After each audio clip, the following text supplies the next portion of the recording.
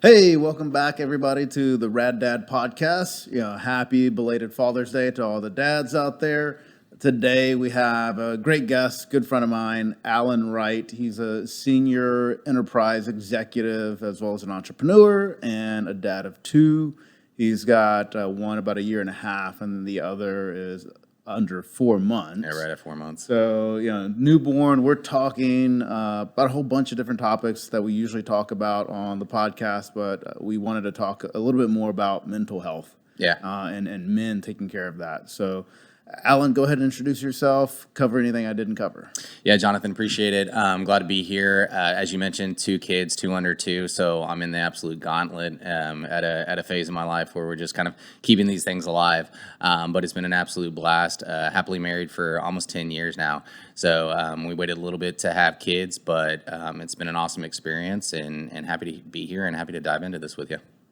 I mean, you mentioned doing yoga. It's physical, but also it's not a high coordination and agility activity. Oh, yeah. That's coming from somebody that doesn't do yoga.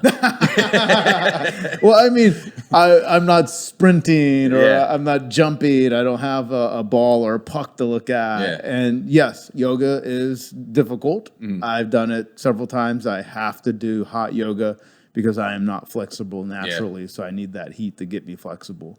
So tell me a little bit about more. What do you do to decompress and level out your mental health? Yeah, so the green thumb thing, you've been to my house, you know how many flowers, how many planters. My wife makes fun of me because I just have planters everywhere. I'm always experimenting with plants and how they grow. It's just something I enjoy. And that was actually one of the best things for me during the actual pandemic and everything was just watching flowers grow. And I know that sounds so dumb, but time was passing so slow during the pandemic and so fast at the exact same time that, I mean, you're on my Instagram. I posted pictures of the postman showing up every single day. Yeah, of like that was hilarious. The world's still moving, right? And then pictures of my flowers of like stuff is still growing, stuff is still happening, change is happening, growth is happening, and growth is good. And so that was a huge piece for me, which sounds so dumb, but taking an actual seed, putting it into the ground, watering it, and wait. Because you can go out and you can buy your flowers. You can go out and buy your plants. You can plant them in the ground and you can have instant satisfaction. Or you can grow it from a seed. And to me, during the pandemic and even post-pandemic and even today, I really, really focus on that from a mental perspective. Is I can't expect to have a 100-year-old oak tree in my front yard until it takes 100 years for that oak tree to grow.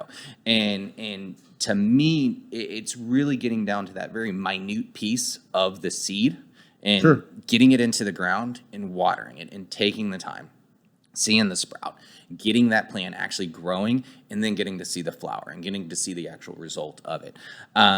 So that's just kind of something I've done, and it's been, I mean, you can come to my house anytime and see an absolute ton of flowers. Bought land in Oklahoma, plan to grow more flowers and so forth. So it's that understanding of instant satisfaction doesn't have to happen, but at the same time, putting in the time and watching that. No, and I think it's great and kind of a theme that I'm seeing and what you described is what I was really hoping a lot of people would get out of the pandemic and doing that as well, which the two pieces for me was, patience and consistency. So you were patient with that seed, going into a seedling and growing into the flower or plant that you wanted, and then you were patient with it. So you knew it was going to take time, and that's a great lesson period for our kids is things don't happen overnight.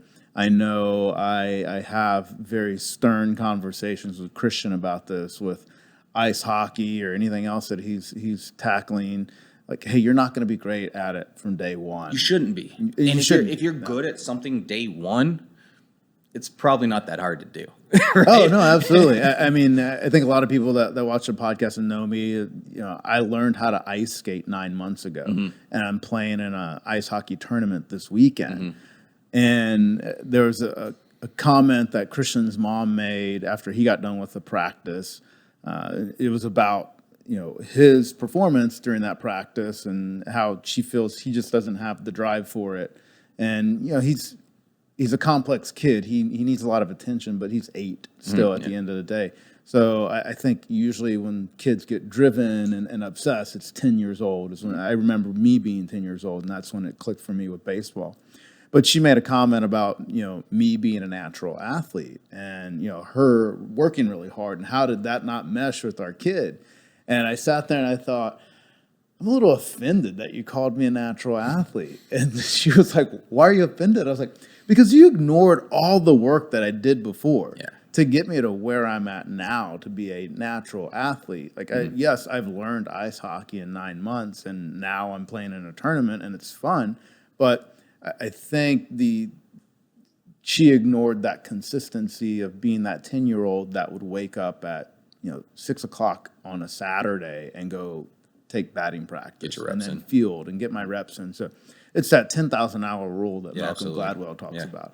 I've done those 10,000 hours in just physical fitness, period. I mean, I started truly training, like weightlifting, when I was 12. So I remember my dad taking me to GNC and buying the mass builder and the big 10-pound jug. It always makes me think of Cartman from South Park when he was buying his protein powder, because that's how big the jug was. So that's one thing I really credit my father for, is teaching me the patience and the consistency of working at something to really master it and be better at it. And he was here over the weekend for Father's Day, and he helped me do some stuff around the house that I just needed an extra hand at doing. And he had taught me already, and just talking to him again, he was kind of reminding me. He also has a green thumb, and we were talking about it over the weekend. He now has 50 trees that he's planted in his backyard. Wow. And he's like, yeah, I know, because I know it's 50 because I counted them the other day. He's like, I have X amount of peach trees, and I have plum tree, a fig tree. I was like, who are you? Yeah, right. we didn't have this many trees when we grew up, but it's, again, something that he's gotten into. And, I asked him why he got into it too. And he said pretty much the same thing you did, is getting to watch it grow and going out there. It was a way for him to decompress. And these are my words of him decompressing. He's 2 generations away from me, in a generation that doesn't talk about men's mental health. So he talks about it in his own way. I'm like, okay, he's just recovering from the day. Yeah. I mean, this is a man that's worked. Okay. Yeah, that's worked since he was 18, and he's 64 now. Yeah. So going in the backyard and taking care of his trees and bushes and other plants that he's grown are great, and he takes pride in it. And he actually told me he named a few of the trees after his grandkids. Like, that one's for Christian, that one's Zola, that one's Zion. I was like, oh, you name your trees? And he's like, yeah, it's just fun. I'm like, oh, okay. So, well, one of my favorite quotes is, and it's a Greek proverb or an Indian proverb or whatever the actual origin is of it, is that a society grows great when the society plants trees for whose shade they'll never sit under. And similar to what your dad's doing is kind of like, man. Is how I plan to raise my kids. Is you may not see an instant result, and I hope you don't see an instant result, but I hope you think so far down the road that somebody's going to need shade down the road, right? And if you read the book like The Giving Tree, a very simple book, it's the same concept. And I think that's a responsibility that we have as parents, is to show kids, hey, we need to plant trees, we need to plant plants, and kind of tangent on this thing, but that's important to me as well, is to think ahead in the future. I mean, if I can teach my kids anything, I want to teach them to think through everything, think long term. Don't think too much about today. Don't think directly about tomorrow. Think about 3 years out. Think about 5 years out. Think about 10 years out. And it's a lot easier to do at our age, but you look back 10 years ago and you go, God, I could have done quite a few things different. You're one of the most financially savvy people that I know, and you don't have a degree in it. You're just like, oh, I don't even work in that industry. But it goes back to the way your mind works, and you're planning 5-10 years from now. And like we said, you started the dumpster business, and then now you're looking at developing an RV park as well. And what's the thought process behind that when it comes to finances that you want to teach your kids? I think the most fundamental piece of it is stability and consistency. So I heard somebody once say, and I honestly don't even know who said it, is overnight success takes about 15 years. And I heard it at a very young age, and for some reason that just kind of got stuck in my brain. My dad's an entrepreneur, was not that successful of entrepreneur in a lot of manners, which is perfectly fine. You know, there's a lot of external circumstances that happen on everybody, but at a young age, I had to start paying for things. I started working at 14 years old, and one of the things my parents constantly said was, "Hey, make sure you have a savings. You know, make sure you're putting money aside for these type of things." So. When I was real young, I opened 3 bank accounts. I mean, I put in a checking account, which would be my actual expenditure. I put a bills account together, which was covering cell phone and insurance and stuff like that. Then I put a savings account. Still to this day, 20 plus years later, I have still those exact same 3 accounts. And I have it set up the exact same way. I have all of my bills pulled out of a single account. I never have to worry about missing a bill unless a direct deposit gets screwed up or something like that. And little bitty fundamental practices like that really helped. And then starting to understand money, right? You've read Rich Dad, Poor Dad. Most people, if you haven't, you should. You should take a lot of responsibility around your finances. I think that's one of the most important pieces, and it's one of the longest impactful pieces in your entire life. But it's the quickest to disappear, and it's the hardest to recover, right? If you don't start saving 10 years ago, you're not going to have 10 years worth of savings today. It's just going into that mindset of saying, hey, how can I make money? How can I make my money work for me? And how can I make that money work for more money? And it's not money. It's not to be rich. To me, there is not a dollar amount that I have in my head that I'm trying to get to. And then once I reach that, I'm done. Matter of fact, I've actually already reached what I wanted to do earlier than when I did it. And I'm like, this doesn't change. You just push the goal. I just changed the goal. To me, it's security. To me, it's stability. To me, it's wanting to have the time to spend with my kids and not know, man, if I don't get this next commission check, I'm completely screwed. So it's understanding money, understanding the ins and outs of it, learning how to save, learning how to budget, learning how to grow money, learning how to grow finances, and know what finances result in, right? I'm not a hoarder of money. My wife would say I'm a hoarder of collectibles and stuff like that. But I've seen your little man cave. I know you're a hoarder. It's to be able to have the experiences. You know, we've traveled an absolute ton, and a vacation to me is just as valuable as having $10,000 in the bank, because spending 2 weeks somewhere with your family or seeing another area of the world, that's more valuable than that actual tangible money. So I would agree with you, and that's why I've tried to teach Christian about the value of money early on, and literally consistently emphasizing it and reinforcing it. And even 2 weeks ago, we went to our favorite donut shop, and donuts there aren't cheap. Like they're nice artisan donuts, and they're like $5 each. Yeah. And he didn't finish one of them. And I was like, buddy, I get upset when you do that. Why? And he's like, oh, it's okay, Dad.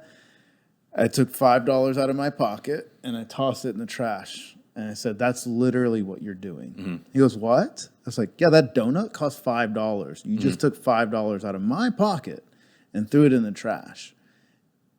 Do I have $5? Yes, but I still don't like to throw money away. And I told him, I was like, we can't go to trips and do Universal, and we can't go to Hawaii if I'm wasting money and being dumb about it. So now he understands, like, oh, I can't waste money. And I'm like, look, you know how much you can eat. Order that and be fine. Yeah. Be content with it. No, I mean, to me, it's the value of money, and what's the point of money? My favorite line ever is Forrest Gump. The great Forrest Gump, the great idiot, the great idiot, right? Is he, in the movie? Everybody's seen it. He invests in some small fruit company that Lieutenant Dan tells him to invest in. It turns out to be Apple. He gets a check in the mail. He goes and takes it over to Bubba's mom, gives her a check in the mail, and he goes, so. Don't have to worry about money anymore. Well, that's one less thing to worry about. That's kind of in a weird manner how I've kind of always looked at it is money is only a tool for what for what you use it for, right? And it's like you can get to a point where it's one less thing to worry about. I mean, No, absolutely. $20 is $20 is $20. It's a tool to grow that tree to provide shade. Yep. So Exactly. we're coming up on time, and I always like to end with one question, and that's if you were no longer here, what would you want your kids to know from you? What do you want to say to them? Jeez, I've had such a short time with them. If it was like right now, that I would fight like hell to get back. I don't know who I'd have to talk to and whatever the afterlife looks like. There's probably a deal to be made. With Yeah, somebody. man. I'm going to be hustling until I get back here, so I can spend more time with them. I mean, if it was to happen tomorrow, I hope that they would like. I hope that they'd be able to, and we live in a cool society that allows you to see videos and photos. I mean, there's more videos and photos of me than my father in his entire almost 70 absolutely. years existing, right? So they would get to experience who I was through a medium, podcast, stuff like this. But I would really hope that they just they knew it was going to be okay, and were able to, I guess, stay strong, and be able to ebb and flow with life, and don't let life overtake them. And I don't know. I mean, man, it's a heavy question, especially with I know how you- young they Yeah, they're actually are. they're so young, but Yeah. I guess what's one thing you want them to know even later on in life that, hey, my dad taught me that. I would probably say the number one thing is it's going to be okay, man. Like, stay consistent, put goals in front of yourself and achieve those goals. And once you put those goals in front of yourself and achieve them, put new ones. Stay hungry, stay foolish is what Steve Jobs says. I have that hanging in my office, and always have a thirst for knowledge, always have a thirst for education, and learn and understand arts and maths and sciences, and really plant trees. So yeah, it'd be hard as hell. I can't even actually. No, even that's think about the it. perfect answer. Yeah. Great way to end the podcast as well. So, Awesome. thank you for coming on. Yeah, thank you. We're gonna go plant some more trees. Try to get our grass to grow in this heat in Yeah, Texas. exactly. So, like and subscribe, and we will be back in 2 weeks with another episode. Thanks, Jonathan. Thanks for joining Rad Dad Podcast, everyone. Please like and subscribe, and we'll see you on the next episode.